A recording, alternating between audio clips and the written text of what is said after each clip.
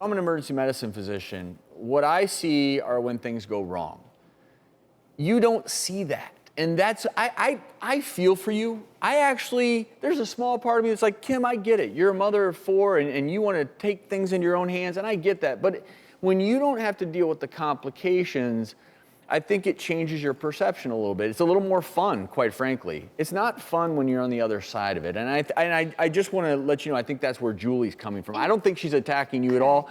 It's again, trying to highlight when you see the complications, you become passionate in a different way. And I think what you're hearing people plead with you is, in order to minimize risk, the only people doing this should be trained individuals. And I think that's the concern. Your face was messed up by a trained individual. And that's the point. It can happen. It can happen no matter what. How did I learn? How did I get to the point where I felt comfortable doing this to myself? I went on YouTube and I watched a myriad of other doctors doing it. And guess what? The one thing that they never talked about when they were showing how to inject lips or anything else in the face, they never once talked about vascular occlusions. Guess what my video did? 100% showed all of the horrific side effects you can get from injecting an artery with hyaluronic acid. But here's the thing, even experienced injectors, they do enough, they will see a complication. And it is gonna be that teenage girl who inadvertently, like you said in your video, next I'm doing around my eyes and my temples, huge risk sites for blindness, necrosing half of your nose. This is going to happen, and the only difference, sadly, is that what she's saying, she reported you to the nursing board, the medical board. The only reason they can't come after you is because you're not really trained and licensed as a nurse or a doctor.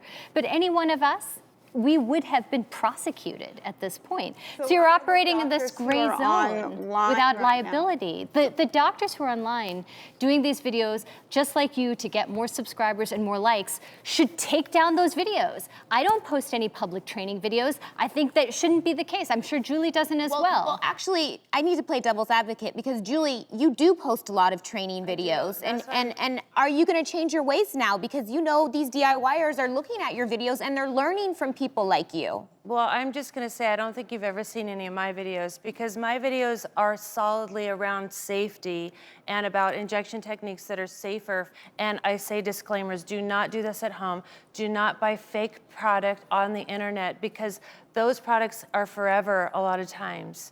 And you can't get rid of them. If you are doing amazing safety videos, then put them on YouTube and on Google so that they're more searchable. Instagram is not a good place for them because they're not searchable. I just want to know, do you have any fear that what you're purchasing is counterfeit? The counterfeit market is ripe right now. They can copy anything. Their printing mechanisms are so advanced that they can make something look identical to a product in your office.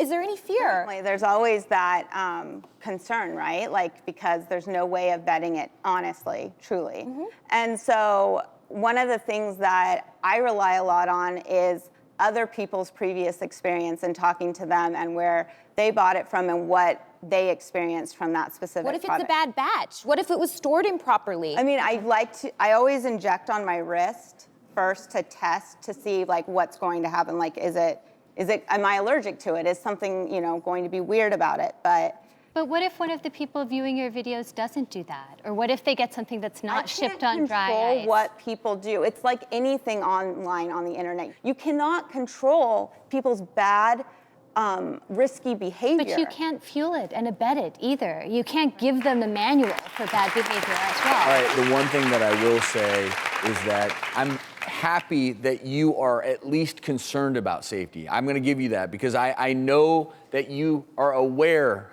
of the safety issues.